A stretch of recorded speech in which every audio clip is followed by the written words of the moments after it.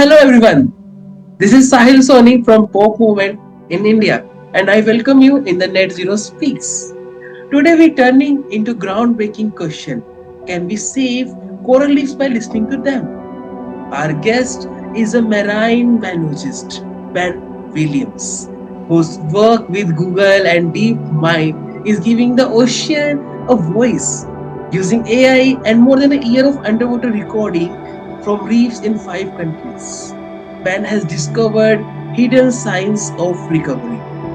It's a story of science, technology, and hope, and of what the ocean has been trying to tell us all along. Welcome, Ben, to this conversation, and we are very excited to have this conversation with you. So, Ben, you have called this work listening to the reef.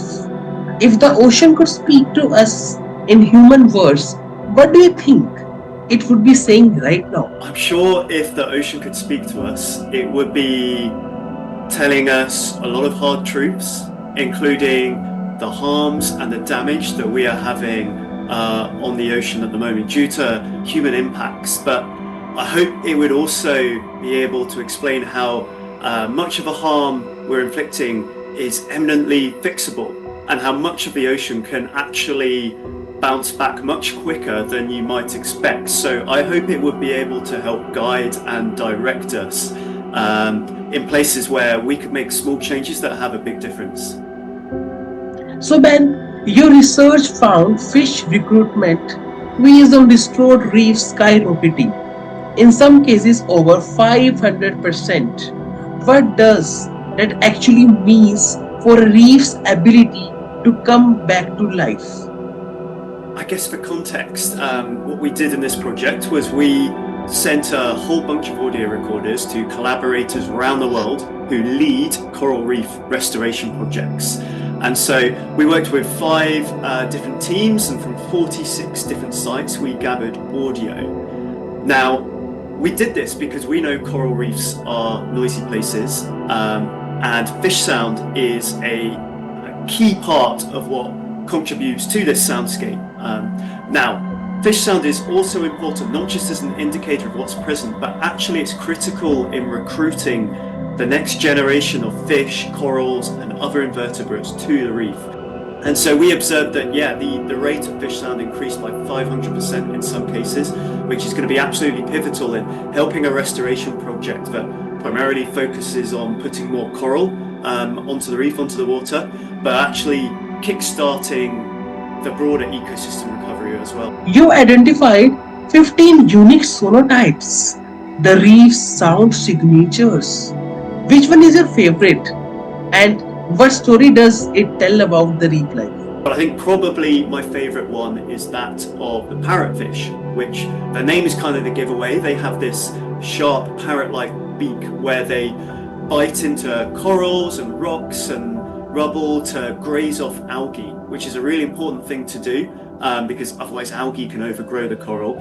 And in doing this, they ingest pieces of the coral in the rock. So it contributes to the carbonate nutrient cycle on the reef, which is really key. And actually, on many reefs in the world, you might be familiar with pictures of these kind of white sand beaches. In many cases, that white sand is predominantly poop from parrotfish, the calcium carbonate that's been through them. So for me, I think being able to hear that sound and that process so audibly on the reef probably makes it my favorite.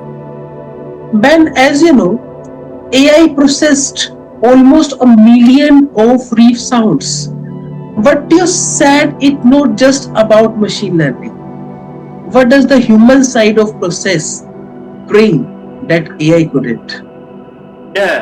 So in work like ours, AI is all about accelerating and boosting the work that one individual or a small team can do. And that's because sadly there's probably not enough investment and resources going into conservation given the scale of how important it is. So we need these tools that can help scale what one person can do. So we have to start with the human who's an expert in this area, who can find these new sounds and group them out into their different types. And then once we've done that, That's where the AI can accelerate the process for us. So we can give it just a few examples of these sounds, and it can start finding tens of thousands of these across months or years of audio. As you know, Ben, some functions bounce back quickly, other barely shifted. What does that tell us about where and when reef restoration works best, and what more needs to be done? I think the main driver of this is the local context, predominantly how healthy are those natural reefs that persist in this area. So if you've got near pristine reefs or thriving habitats, that shows us that corals can do really well in this area. Whereas if those are hard to find and degradation is pervasive across a larger system, it suggests if we want to try and restore the reef, it's going to be an uphill struggle. So, for example, in Indonesia, we were working on a project where bomb fishing occurs, this practice of fishermen throw bombs onto the water to kill a load of fish. They scoop them up, but of course it devastates the reef. Now, this is happening in many places, but nearby, healthy corals still persist. So by restoring the bomb-fished areas, they can actually recover quite rapidly.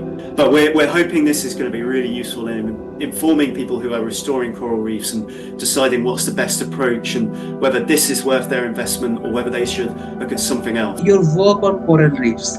So, as a youth coming from India, what do you think? What a youth can do in the restoration of coral reefs?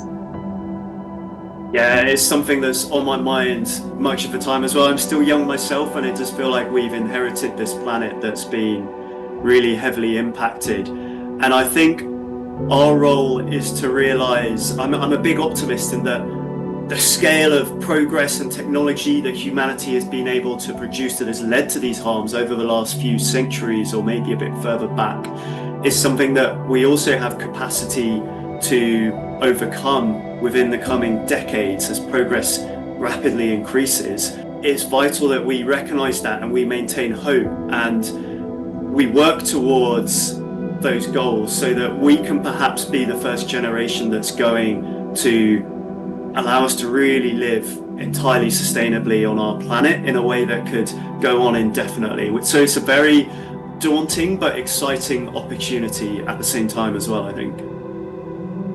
Thank you, Ben, for sharing your extraordinary work with us and for reminding us that the ocean is speaking if we are ready to listen. This is Sahil Soni adding my voice to young leaders everywhere.